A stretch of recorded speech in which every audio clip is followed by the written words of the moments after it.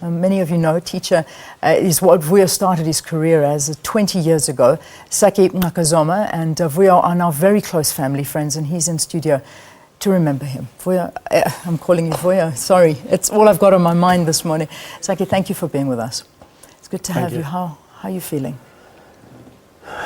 It's one of those things that in one's life there are events that you mark time with. You know, everybody remembers what they were doing, where they were when John F. Kennedy died. It's that kind of event for South Africans. Yeah. And let me try and remember for you as I do.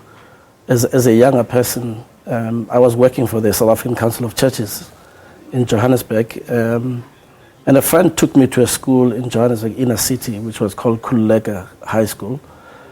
Soton Ndugwana, who also died tragically in Bloemfontein, interestingly, in a car accident a few years ago.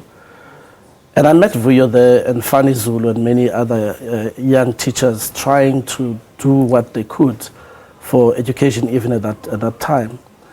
Subsequent to that, I've watched his career blossom in the broadcasting industry.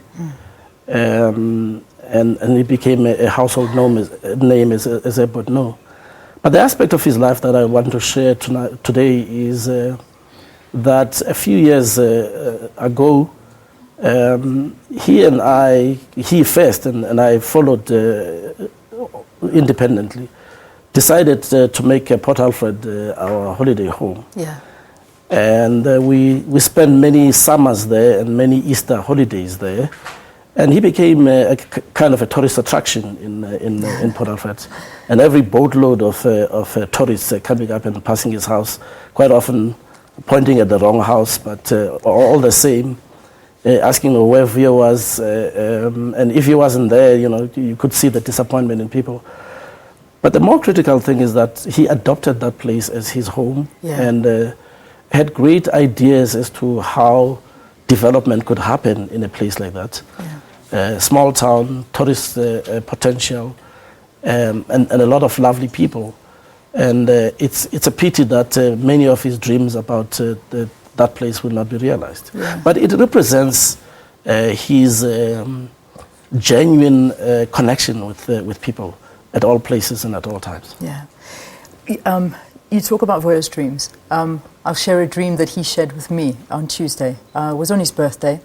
And he was talking about how it's just so devastating to look at the poverty in South Africa. And we're always talking about how, we got to give grants and we got to give back to people. And, he said, why are we becoming like that? And one thing he wanted to work on, and it was the last conversation I had with him, is that he said to me, why can't we as government, and I'm passing this on to you because maybe we can do something, why can't we open factories where we produce cheap clothing and we sell it? We employ thousands of South Africans, open shops, and as government produced clothes that are made in South Africa, created for South Africans, we clothe them, we give them funds, and we do something. And that was the last idea that he left with me. That was the last conversation we ever had. And that's Vuyo. He's constantly got these ideas, so maybe we can do something.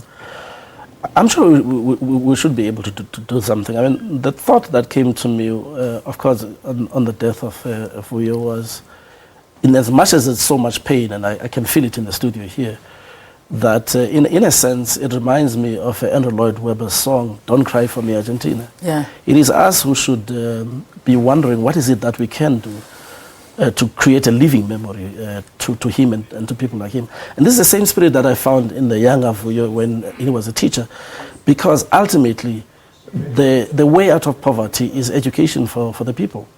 It is better skilling, it is all of the kinds of things that he hankered for. The idea that he has, I'm sure, arose out of his observation in Port Alfred, which is the story that I'm talking about, where there is potential, there are people, there is a beautiful location, and we should try and do whatever we can. And it will not be enough for us to send the messages and to sound sad as we should. But the important thing is that what do we do in order to take this country forward? Yeah, and that's important.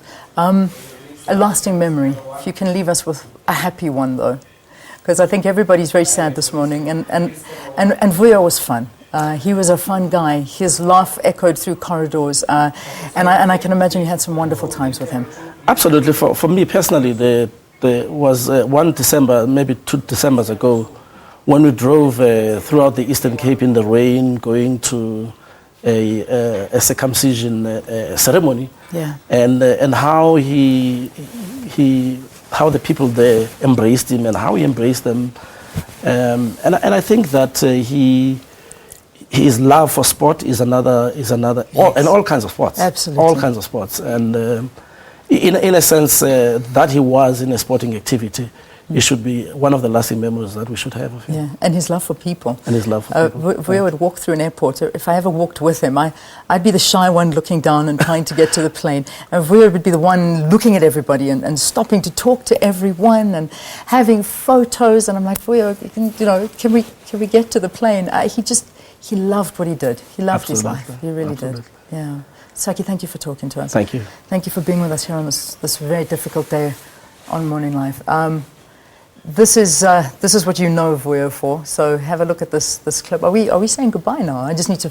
No, we're not saying goodbye as yet. But this is how Vuyo used to say goodbye. So let's have a look at it again, and this will add us to the sports news. See you again tomorrow. Have a fantastic day. As they say there in Guyana, Yangoa, Mintiro Yabula, Itablamzuk, Shap Shap. Hey, tada. That's all we want from you, all right? Monday morning, we'll see you bright and early. God bless everyone. Shap Shap. Shap Shap. Hey, tada.